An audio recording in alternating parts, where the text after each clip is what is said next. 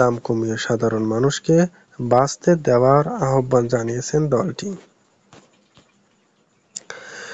জানা যায়, শুক্রবার ১,০০০ মানুষের মধ্যে ইফতার বিতরণ করে কর্মসূচি গণ অধিকার সদস্য ফারুক হাসান এসব কথা বলেন।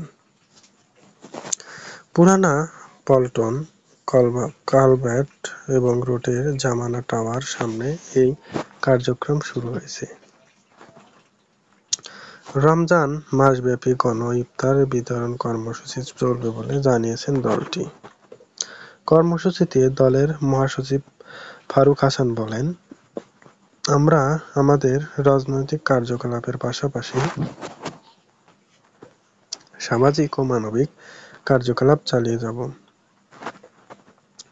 গণ অধিকার পরিষদ যুগ্ম মহাসচিব তারেক রহমান বলেন, দেশে দ্রব্যমূল্যের দাম তত সাধারণ মানুষের কাছে যায় অবস্থা। এমন একটা অবস্থা যেখানে সাধারণ মানুষ ইফতার করতেও অক্ষম হয়ে পড়েন, এমনটা জানিয়েছেন তারা।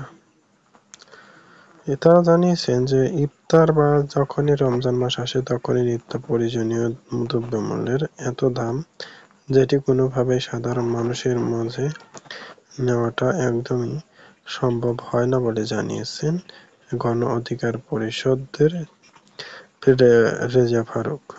তো প্রিয় দর্শক, আপনাদের মূল্যবান মতামত কি?